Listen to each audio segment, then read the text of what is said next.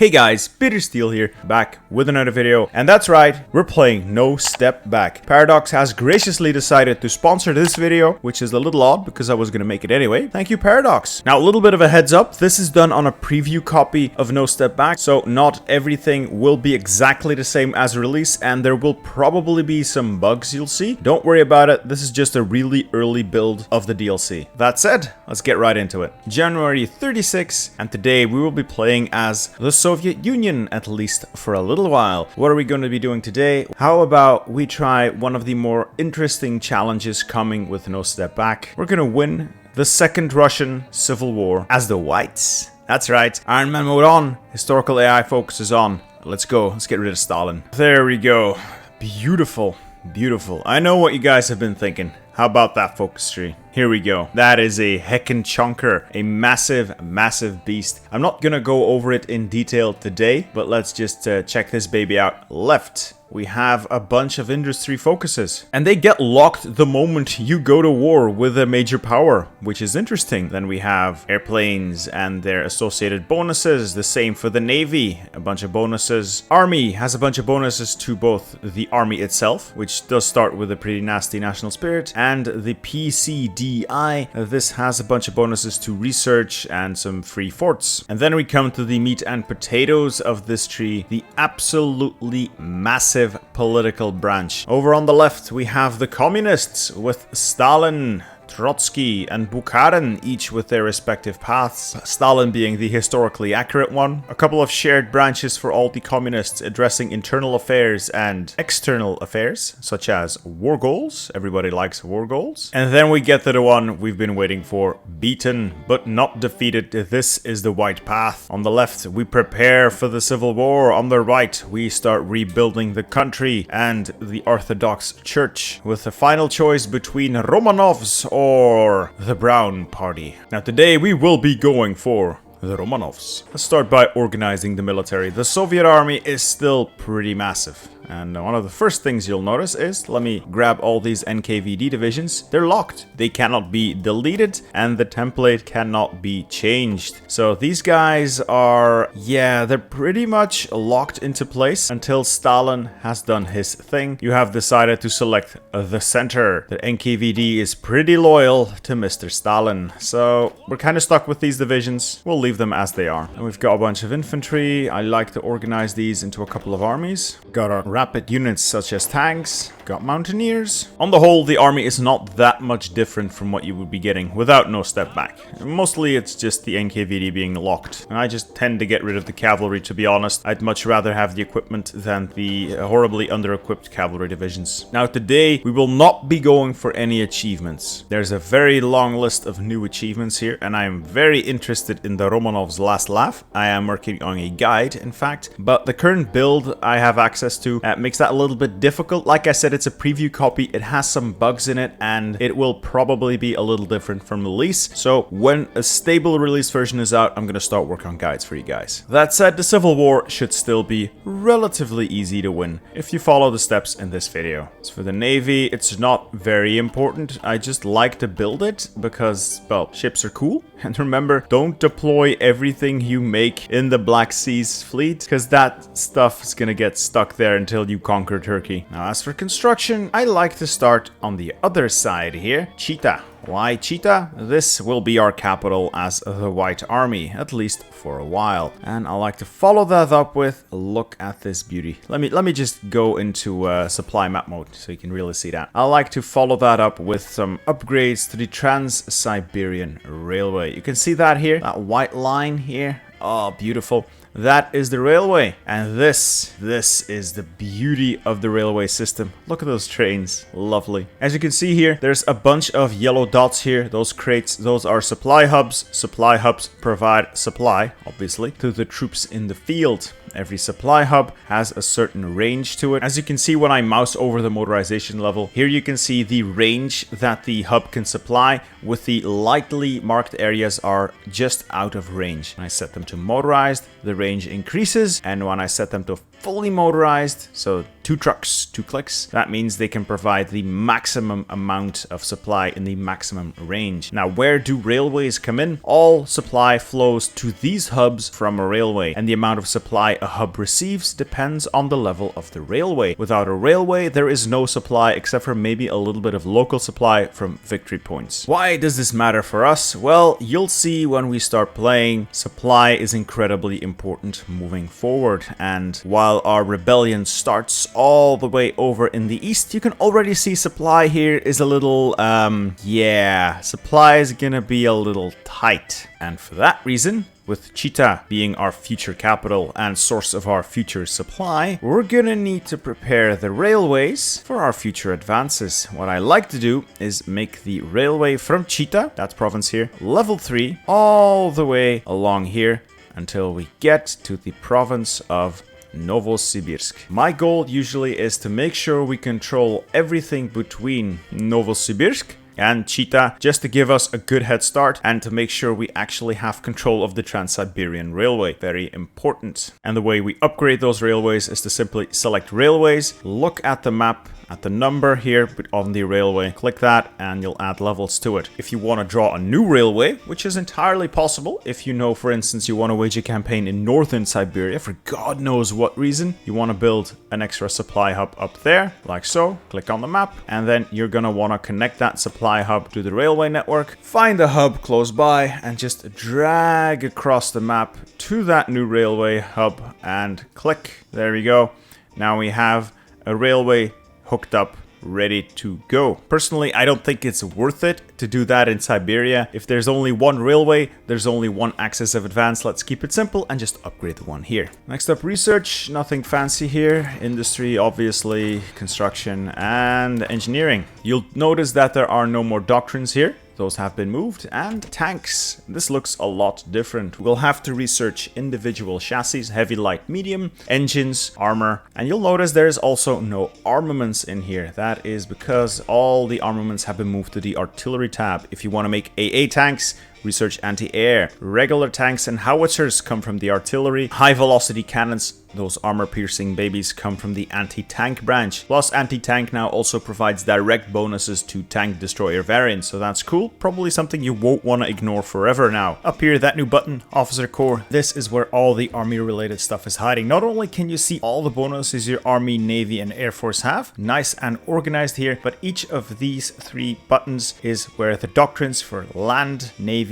and Air are hiding. Let's check it out. So these are the branches you know and love. I don't think much has changed in terms of numbers. I haven't really checked. But instead of researching them like before, you now spend Army, Navy, or Air experience to unlock them straight away. Cost is going to vary on national spirits, of course. This is also where you'll find mere military high command. You can access them from here or from the usual place in the political tab. It's the same pool of people. And then you also get your theorist here. Again, he's also over here, so you have 2 options. And these buttons here, Spirit of the Academy, Spirit of the Army, and Spirit of Division Command. These are various boosts that you can take that will improve your army in a very specific way depending on your playstyle or the strength and weaknesses of your country, all for a little cost in army experience. Same goes for the Navy and the Air Force. And then we have the preferred tactics selection. This gives you a list of tactics that you can set as your preferred national tactic, and all of your generals will have an extra 25% chance to select that one during combat, so that could be quite powerful if you manage to get the good tactics. Anyway, that has been a lot of rambling. For this video, let's start out with a little bit of industry, the heavy industry. Let's go. Now, I'm not gonna organize this army too much. I'm just gonna park people on borders and call it a day. Like, the Red Army is massive, yes, but it's not all that vital that we put them in great positions, since we're not going to be doing a lot of fighting for a while. There's also not really a point to assigning generals, really. Why? Well, most generals are going to side with the Soviets anyway. And you'll notice a bunch of new national spirits here for the Soviet Union. Yeah, these are not great. And most of these transfer over to an imperial version when you change. So you're going to want to rebuild your country. The Soviets are not as strong as they used to be. Or well, Russia in general is not as strong as it used to be. Right, what are we going to do next? We've got a bit of industry going. We could continue here with the 5-year plans, but I think we've let the Soviets run this country for long enough. We are now going for beaten but not defeated. This will start us on the process towards the second civil war. Also, now that I've deployed my army to borders, you can actually see how supply works. The more red you see in the area, the worse the supply in the region. So this is really poor supply, both because of the terrain and the distance from the supply hub. And the more troops are in an area, the harder is going to be to supply that. The bigger the army on your border, the more the railway network needs to be beefed up. Now there goes the Rhineland, and Joseph Stalin's getting paranoid.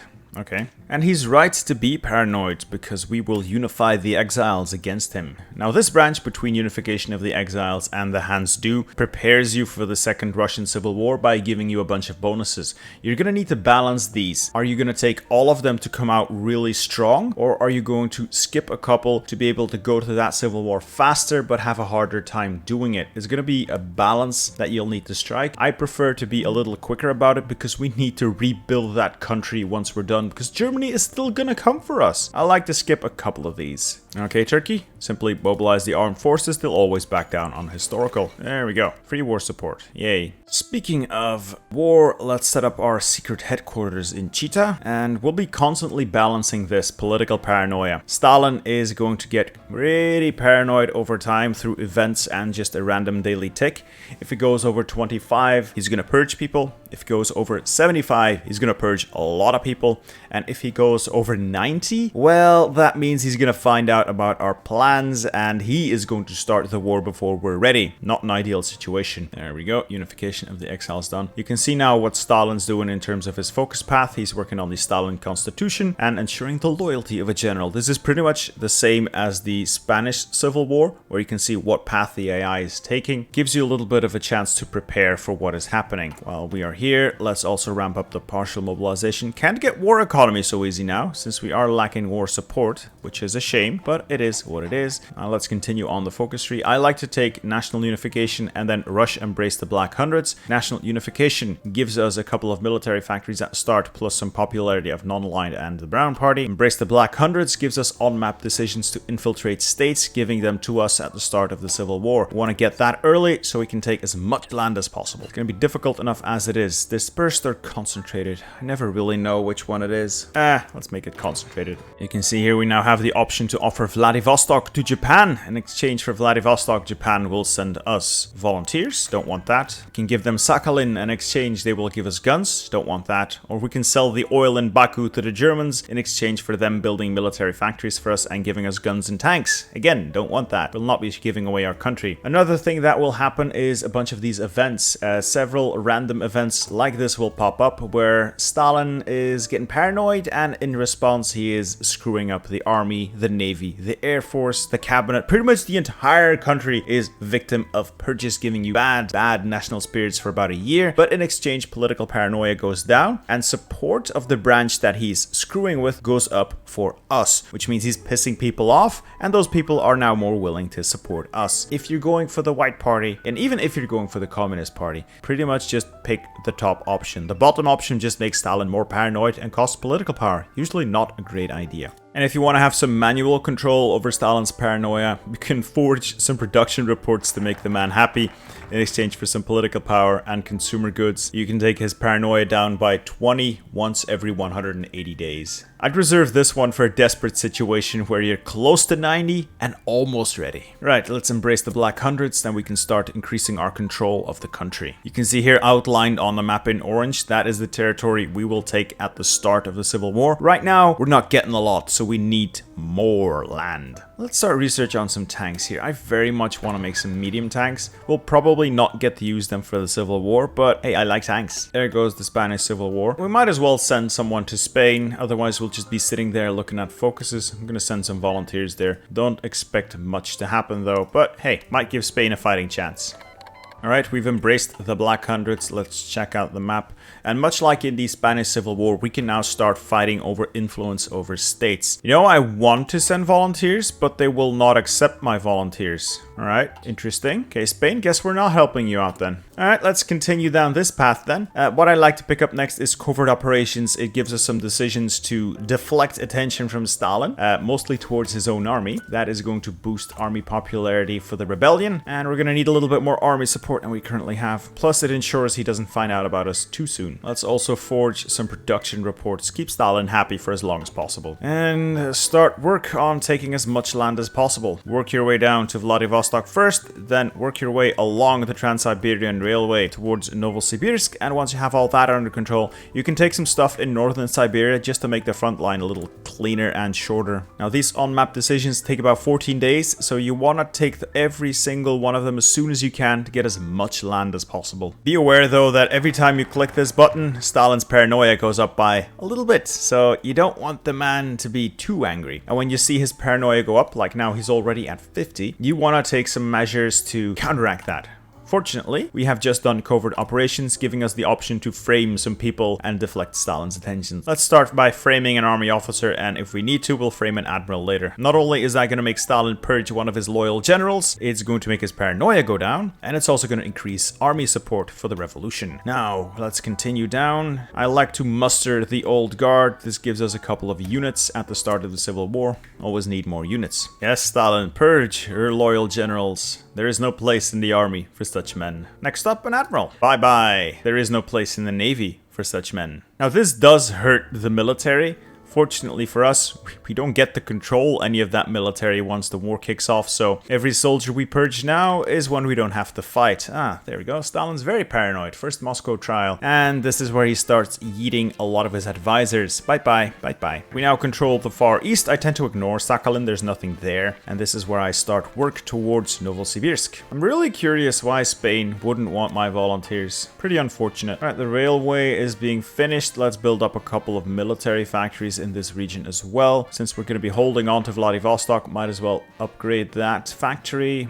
and the railway could use a little work as well. Now, as you can see here, Stalin is now doing crackdowns in Siberia. He's pretty much doing the same thing we are. States that have not already been aligned by us can still be aligned by Stalin. It takes him 35 days, so more than twice as long as us, but when he finishes this, a random state in Siberia will get a modifier setting it up as a controlled state for the Soviet Union at the start of the Civil War. So we'll have to anticipate on what he can do and make sure we take what we need first, just to be able to come out of this a little stronger. If he takes a bad position, such as a province along the Trans-Siberian Railway, that does hamper our efforts, and it means we will have to fight for that province before we can start pushing further west. There is unfortunately no way to see which province he's going for. It's all kind of random. All we can see is the general region, so Siberia. And Siberia is pretty big. Right, we mustered the old guard.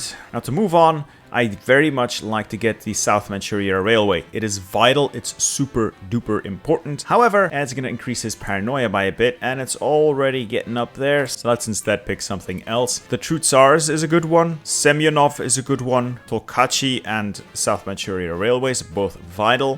Before we can take the Eye Sphere, we need some more support for the non-aligned or fascist party. Gonna start with Semyonov. This allows us to recruit some horses with on-map decisions, and they're gonna be pretty helpful running around Siberia. Plus, he's a pretty decent general. And Stalin's purging some more. Great. And we've got more political power. I could theoretically purge another army officer, but it is going to be another 50 PP, and we haven't really spent any on the cabinet. The reason I've not spent any on the cabinet is most of these guys will side with Stalin and will not have access to them anyway, and the other ones are locked by focuses further down the tree. Same for the army high command. These guys will side with Stalin. The only thing that really stays with us is the industrial concerns, but they're not that important this early on, so they're pretty expensive as well. I just like to make sure that we start the Civil War a little bit stronger. So let's purge an army officer. Bye-bye. All right, we can see that he's finished his crackdown in Siberia, and he has taken this state here. It has a different icon than ours. This one will now side with the Soviets in the coming Civil War. We have to anticipate on that, so this is going to be a good place to recruit cavalry with Semyonov around that location, so he can easily rush in.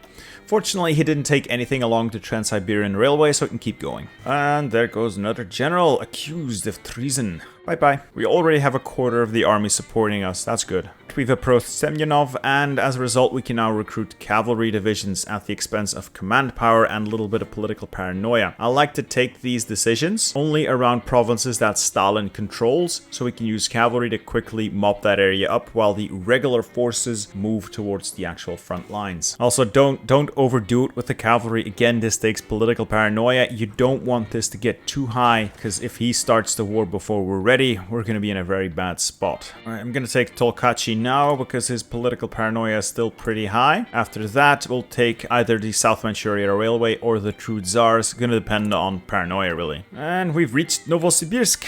Like I said, once we have this one, we can look into cleaning up towards the north, so we have a little bit of a cleaner front line. But the most important thing is that we control the Trans-Siberian Railway. Supply flows through the railways. Okay, he's purging an advisor. Bye-bye, Smigla. Oh, Stalin. Let's get those railways. Railways are going to be important. Also building a couple more military factories. I know, it's only 37, but we'll need some factories if we're going to fight the Soviets. You could probably get away with some civilian factories as well, since the Civil War really isn't that hard once you've properly prepared, but, you know, guns are nice. And free railways, woohoo! Okay, we can't take the I-Sphere. We need more support for the VFP or the non-aligned party. Easiest way to do that is to get the True Tsars or the Women's Fascist Movement. It's going to depend on what you really want. Of course, we are going to go for the Tsar, so the True Tsars is a no-brainer. Though I am sure mathematically the Women's Fascist Movement is the better one. Probably. His paranoia is getting up there again. But he is going to start another Great Purge in about 20 days, so that should sort itself out. He's decided to yeet the NKVD leader. Okay, bye-bye Yagoda, and welcome Yezhov. That's the only way for the Soviet Union to change this political advisor. The head of the NKVD can only be changed through those events. And now Yezhov's in charge.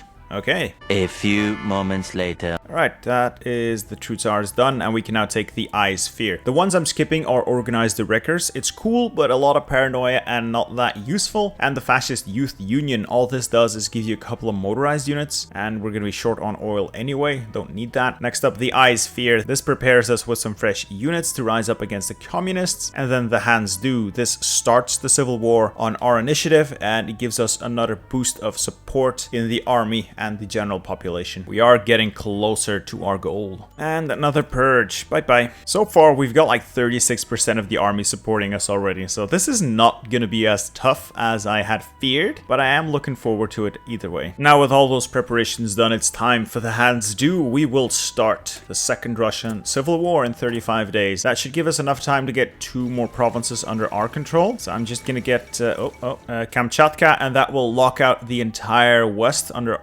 east under our control, and maybe 1 more province in the west. But we already have what we really need, and that is Novosibirsk and the Trans-Siberian Railway. There we go. We have finished the Hands Do. The Second Russian Civil War has fired to arms. And as you can see, every territory where we exacted our influence in has flipped to the Provisional Russian government. That's us. And the places Stalin has influenced have flipped to the Soviet Union, such as this province here. Now, what we need to do is organize the military, set up a front line, and start a military campaign. What I usually do is use the cavalry that I recruited next to the disloyal provinces to clean up that mess, maybe take Sakhalin, and the rest of the army will start pushing west along the railway. It's very important that you concentrate your advances along this railway. Up here in Siberia, there's no supply anyway. Any advance will be slow, and it's going to be 2 exhausted units fighting each other, so there's not much happening up there. Same for the south here. There is very poor supply here. You will win by taking supply hubs, so I concentrate whatever armor and fast units I have to take these railways all the way into the Urals, then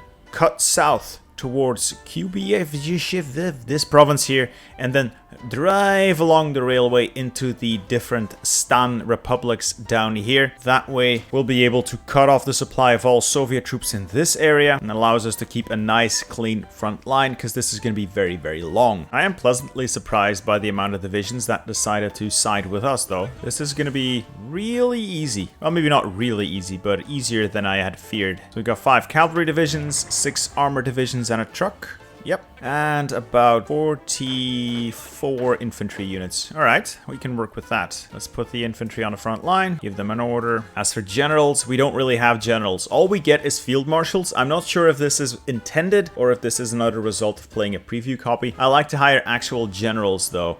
These guys are not that great as it is. Maybe Kozmin is a good guy. And no, let's hire a new commander instead. Actually, no, I'm gonna need that command power later. The cavalry can clean up this little pocket left behind, and the rest of these units rush to the front line. Armor, who are we gonna put in command of the armor? Let's hire a new commander, maybe it's a good one, and it's not a good one. Ah well. And we'll put him here along the railway. He is going to be our armored fist to take the supply hub so we can actually advance. Now, as for focuses, a lot of this stuff is going to be locked. Consolidate power can only be done once the Civil War is over, and this branch can only continue once you have control of Moscow. So, you're going to be doing other stuff while you're fighting. What I like to start off with is call for aid, 35 days, and it will allow Italy, Germany, and Japan to send you volunteers. Note, Japan will only send volunteers if you've given them Vladivostok. Don't need them. The Russians and Italians are help enough, and we're going to follow this up with aristocratic investments, a couple of factories, and some bonuses to factory output for 2 years. After we get those, it's probably not a bad idea to strengthen the mobilization plan, cohesion first, and rehabilitated military, just to make the army a little bit stronger. Alright, let's do this. I've also needed to redo the industry so we can at least produce some of the stuff we are lacking now, because we lost a lot of military factories, as well as civilian factories don't have all that much left at this point, and we're going to be using a lot of this to do repairs as we take the railways. Now, if you find that this war is not going according to plan or it's getting too difficult, you can still offer these concessions to foreign powers in exchange for aid during the Civil War. Ah, fresh recruits. These are those units we prepared earlier. An extra 12 divisions, that's nice. Unfortunately, several of those have popped up in locations that are not exactly great. Might actually get the ones in Sevastopol out and ship them over to Vladivostok. No, we can't get them out because we cannot ship them through the straits. Ah, lame. And some more partisans join in as well. Ooh, yeah, these are really bad units that pop up all over the map as well. These are mostly just to harass the Red Army. They're not going to be good at all. As you can see here, as troops are moving to the front lines, my logistics are going to get strained more and more. I've motorized some of my supply hubs, which requires more trucks. Those will be drawn directly from our stockpiles, and trains. The amount of trains required is going to fluctuate depending on how much strain is on your supply system. Fortunately, we have a couple left in stockpile that we took from the Soviets, but if you find yourself running out of trains, you can simply build them here under the equipment tab, civilian trains. Plus, what's neat, if you go under support companies and scroll down, you can either make civilian trains, a really lightweight civilian trains, so they're just cheaper trains, or if you want to go the exact opposite direction, you can make very expensive armored trains. These will be more difficult to bomb. Pretty handy if you don't have an air force. And those lead to the glorious railway cannon. Unfortunately for us, our industry is currently not really set up for that. What I'm going to do with these light tanks is rush the supply hubs running along the railway, or go around the enemy army and cut off their railway. That way every unit that is on the, in this case, eastern side of the railway will not have supply, because supply has to flow from the capital, and if the railway is cut, like if I get here, the units on this side will no longer get supplied. It sounds complicated, but it's pretty straightforward once you get into it. Alright, troops are arriving here. We can start making some little offensives. As you can see, they all have red exclamation marks and red crate icons. That means there is no supply up here, which was to be expected. There's no railways up there. Fortunately for us, the Soviets don't have any supply either, so it's just a slapping match between two really weak powers. We can keep going anyway. Just try to take every bit of land we can before the front lines solidify. Now, we got a decent amount of equipment in stockpile, so I'm going to recruit a couple of fresh divisions. That's going to be helpful. Plus, we might want to look into changing templates. I haven't mentioned templates before. Templates are no longer what they used to be. The classic 20 combat width unit, while not bad, is no longer optimal. However, I am not sure what is going to be optimal moving forward. My guess is 20 and 40 width will still work. They'll just not be as overpowered as they are before No Step Back. Probably units such as a 22 width infantry unit are going to be better, I think, or 10 width. I'm not sure. I haven't done the numbers. I'm not a theory crafter. And if we're looking at tanks, we're probably going for something like 22 width or a 45 width unit. Again, I am not sure. I haven't really done the numbers. I'm going to need a little more hands-on time with this expansion before I can tell you. Right, after breaking their front lines along the railway, I'm already running up free with my tanks, just racing towards the supply hubs. If I can get the supply hubs, well, their troops just become so weak they're no longer a challenge. The only real issue we have is that this is a very massive front line, and we may not have enough troops to cover it entirely for the entire duration of the war, but then again, neither will the Soviets. The troop numbers have become very, very balanced because we had a good approach to preparation for the Civil War. I think we're about 50-50 here in terms of troops, so we should be able to take on the Soviets with an equal footing, and we've taken the supply hub here. Now, you can see it says it's not connected just yet. That means the railway between this supply hub and the previous one still needs to be repaired or refitted because there has been some fighting over it. Don't worry, it will connect eventually. Doesn't take too long. And over here, we're also rushing towards the supply hub in Tiumen.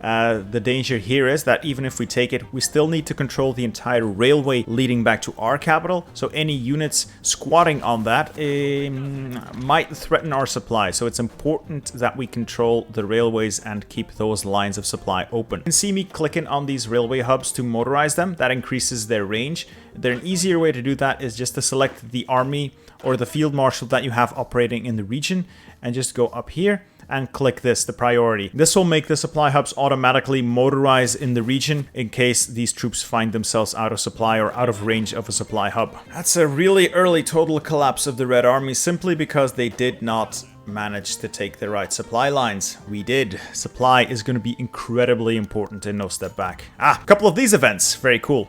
During the Second Civil War, we are going to get events like this one. Enemy desertions, generals deserting, supplies being captured. Every time we take victory points, there's a chance of these happening. Enemy desertions means exactly what it sounds. The army of Joseph Stalin loses equipment, manpower, and organization, and some units. And bada bing, bada boom, we get those. I'd like to change them into my own division and assign them to the front line. Now it looks like the Red Army is mostly concentrated still in Siberia. We're going to make use of that by cutting towards Kubyshev first. Why? Well, because there's the railway here. And then use that railway to suddenly rush south, capturing more and more and more supply in this region as well. That will allow us to cut off this entire section of the front and just sweep down and take it for ourselves. Yeah, most of the Red Army is stuck up here in Siberia or down here in the Great Plains. Yeah.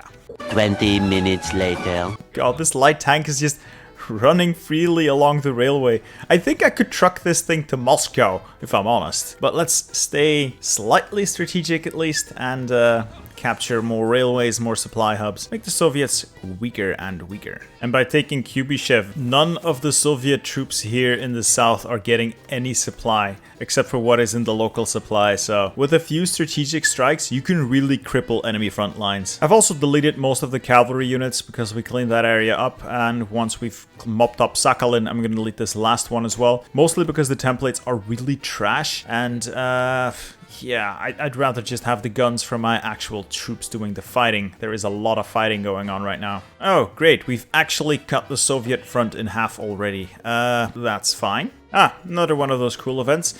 General can also defect, so they will decide it's not worth fighting for Stalin, and along with a couple of troops, they will arrive to reinforce us. Ooh, he brought some tanks, thank you. And now we can hire this man. Might as well. Yeah, this looks really messy, but trust me, we're doing fine. Look at that. Numbers-wise, we are already more than a match for the Soviet Union, and yeah, their industry really isn't going to save them at the rate at which they're losing troops. I wonder how many divisions we've trapped in this massive pocket. Does that count as a pocket? I think it counts as a pocket. As you can see, I have several hubs motorized or very motorized by now. And if you look at the logistics, it will start to take your toll. Not only does it require more and more trucks as, you know, your troops move further and further away from the supply lines. And I know that we have the Soviets on the ropes by now and it doesn't really matter, but how about we check out a new tank? Basically select the chassis we want or the model we want to improve. Let's design a new basic medium tank, create a variant. What do we need? We need a turret, obviously. A light turret or a medium turret. It's a medium tank. Go with the medium turret. And then we can go with the small one-man turret, which is cheap but crap. The big three-man turret, which is expensive but good. Or the standard two-man turret. I prefer the three-man turret. It's simply best. But if you want to go for something really cool, you can go for the fixed superstructure. So that's a turret that doesn't turn. It's essentially pointing the cannon forward all the time. Now do note this locks the tank out from ever being assigned an anti-air gun because, you know, you gotta be able to point up Then we need to select the cannon, and depending on the turret size, we can cram a small, medium, or heavy gun in there. If you've selected a fixed superstructure, you can get a heavy gun in a medium tank, otherwise you'll be stuck with small or medium. Let's cram in a medium cannon. Then the suspension. Do we want something reliable? Do we want something cool? Do we want something cheap? Or do we want something fast? I like to go with the speedy tanks. Same for armor here. We have cast, riveted, welded. Riveted is cheap and crap. Cast is expensive and good. And welded is the middle ground. I always go with welded. And then we have our engines. Diesel for reliability, gasoline for speed, and petro-electric if you have no idea what you're doing. And we've essentially designed our basic tank. Now these 4 slots up here can add some nice bonuses. For instance, radios, more breakthrough and defense. Besides, who doesn't add radio to their tank? Russia. And then we have other special modules like additional machine guns, extra ammo storage, sloped armor. Ooh, I want sloped armor. Wet ammo storage. All of these give various bonus at the cost of either reliability or just making the tank more expensive. I'm gonna add sloped armor because why not? And now we have this baby designed. You can see it's gonna cost us 19 army experience to finalize the design. And when you've essentially designed the tank that you want to design, down here there are 2 more options. You can increase the engine, which makes the tank faster at the expense of reliability and fuel usage, or make it more armored at the expense of, again, speed and reliability, but all the other stats go up, which is good. Now I'm gonna keep reliability reasonably high. I don't want this to be a tank that breaks down when you look at it, so I'll go with this. Then finally, in save as new, it will try and pick a name for the tank, and we hit the auto upgrade checkbox. So every time I research better modules or a better chassis, this thing is going to be auto updated, and I don't have to go through all of this again. I can hit save, and we can start making basic medium tanks, the T-32. Oh, I was an idiot. I've just replaced my light tanks. There goes my production efficiency. Anyway, if you don't want to walk through all of that yourself and you don't trust your own decision making, there's a button down here, auto design. Hit that baby and it will design something the AI would use. It's usually good, not perfect, but it will work. It's quick, it's easy, why not? Now that I've destroyed my light tank production, let's finish this war. Again, I'm just gonna push my fast units along the railway towards the victory points. Russia, or rather the Soviet Union, should be close to capitulation now. Yay, desertions. I'm gonna get some anti-tank as well. This will allow us to use high velocity cannons. Those are the armor piercing variants of the basic tank cannon. Less damage to infantry, more damage to tanks. Is it gonna be vital? Probably not. Is it cool? Hell yeah. And with every tile we take, every bit of railway, every supply hub, the Red Army gets weaker and weaker and weaker, and we can push further in. Except for this bit of land, this is just atrocious to fight in. God, I hate this. This is so far away from the supply lines that even when we heavily motorize, there's just no supply to be had. Alright, with aristocratic investments done, we can either take Article 124, that'll give us a bit of stability and start cutting away that communism, nasty, nasty communism, or we improve the army. I always like to improve the army while we're at war, preferably before, but hey, I think we're doing okay. I do have political power, and I could hire a chief of the army at this point, and the chief of the army is good for the extra experience gain. Don't really need the division training time though. Fortunately, our military high command really isn't that extensive. I don't want any of the Air Force guys. It's not that important for this war. Instead, I think I'll hold on to some political power until we can go to war economy. A nice early war economy is going to be helpful, and we can't do this once we defeat the Soviet Union, so I want to get this now. Boy, like the lack of supply here is really killing me. I want to see how much I'm losing to attrition. Not as much as I'd feared. Apparently you can recover equipment after combat. The higher its reliability, the bigger the chance of saving it. So if you lose a gun in combat because the soldier holding it died and dropped it, you can have a small chance of recovering it. It's not going to be much, but it does seem like a neat feature. And this is the last one of those events that can pop up. Nationalist uprisings in the various republics of the Soviet Union. They will rise up against the Soviets, and then we have the option of either siding with them, or rather not fighting them, or we can decide that this is rightful Russian territory and they have no business rebelling, be that against the Soviets or against the Empire. The choice here I leave up to you. If you feel confident that you can take them and you don't mind extending the civil war a little bit, because you'll have to clean that up as well, obviously, I suggest just go with this is rightful Russian territory. Do note that this does count as another war, so world tension is gonna get jacked up insanely. Or if you go with our enemy's enemy is our friend, you will be able to fight the Soviets without having to worry about those little countries. You can take them on later in the focus tree. Where are we? Let me scroll down here. Once we've finished the Soviets, we've done consolidate power. We have the option to offer autonomy to the Soviet republics, which gives them an event to make them our puppet, gives them that option. Or we can bring the breakaways back into the fold. This gives us war goals against those countries that broke away. The choice is yours, really. Now, I found that it's relatively easy to defeat them along with the Soviet Union, but world tension will be very, very high, and it tends to lead to some weirdness. Now, I don't mind a little weirdness, and this is rightful Russian territory. Oh, Stalin. Your entire army is just gone. Like, pocket here, that's gonna be a nice pocket, and of course this entire giant pocket down here. The Red Army is not in good shape. Plus, it looks like when the Republic of Ukraine revolted, it took a couple of those divisions with them. I remember Stalin having more. Oh, and I forgot about these events. Unrest in the Soviet Union. What this does is make the Soviet industry take a bit of damage and reduce the surrender limit, which is very helpful because otherwise we'd have to walk all the way to the Polish border because all the victory points are around Moscow, like Kiev, etc. This way their surrender limit goes down and they will capitulate already at 45% of victory points lost. That's pretty good. The provisional Russian government grows larger. I hope I don't capitulate the Soviets too quickly though, because I still want to go up to war economy. Oh no, I'm doing too much damage to them. Oh, they just don't have any troops left at this point. Oh yes, and more of them desert. Yeah, as things get bad for the Soviets, they tend to get a lot of desertions happening. I've already got my tanks on the final railway towards Moscow. If I push along this path here, I can just drive straight to Moscow. And I don't think the Soviets have anything left to stop me. They've got like 36 divisions at best. We've got 79. God, even the Ukraine has more, and that blue blob keeps getting bigger. Oh well, we've strengthened the mobilization plan. You can pick cohesion first for a bit of extra division organization, but it will take longer to train your troops, or restore the Cossack units, making your cavalry better. I don't really care for cavalry. I really don't. I just stick with cohesion. And that's 3 more divisions gone. Oh, Stalin. Hey, 150 PP. Let's go up to war economy while we still can, because the Soviets don't even have as many factories as we do. Maybe exactly the same amount. Oh, they're so close to capitulation. I don't even think if I just select my tanks and drive to Moscow, I don't think I'll actually get there before they cap. Come on, drive to Moscow. Come on. No, there we go. Victory in the Russian Civil War. Treaty of Moscow. Bada bing, bada boom. Great. All right. We still got a big blue blob here, though. Let's clean that up.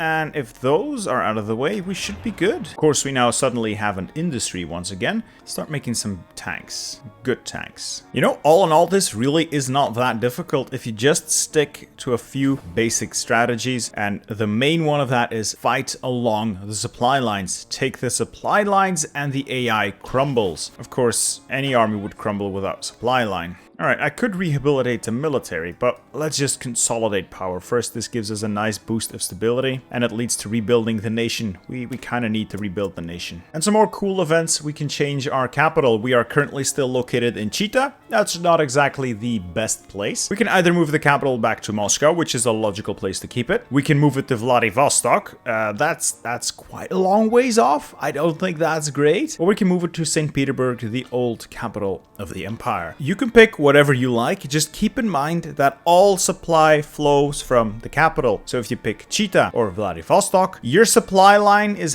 going to have to run along the entire Trans-Siberian Railway. So take that into account. Also, while it's a nice historical touch to move your capital to Leningrad, I'm gonna do that anyway. Just keep in mind that the entire Soviet railway network that we're currently using is built around Moscow as a capital. So be aware that you might need to build some new railways or upgrade existing ones because your supply network is gonna change when you do this. But St. Petersburg is where we will move our capital. We have the weight of numbers on them, so this is not exactly a difficult fight.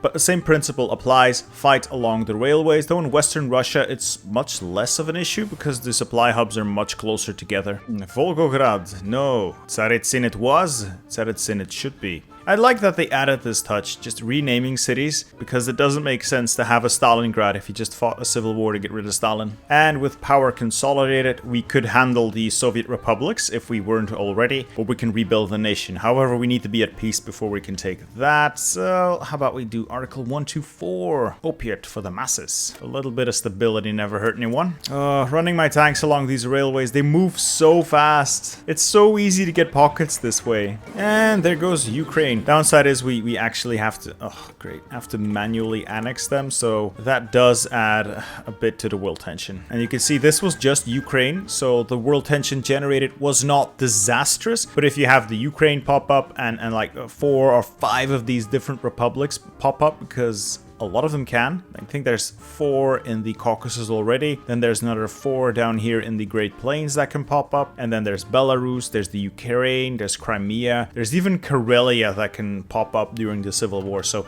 you might end up with a lot of world tension. Anyway, we are done here. So we can sit back, relax, and start building a defensive line. Because I know Germany is coming for us and we need some time to rebuild. We come out of this a lot weaker than the Soviet Union would because the Soviets would have had 2 years to purely build up an industry and an army. We've had to conquer a country first. And we need to do a lot of repairing.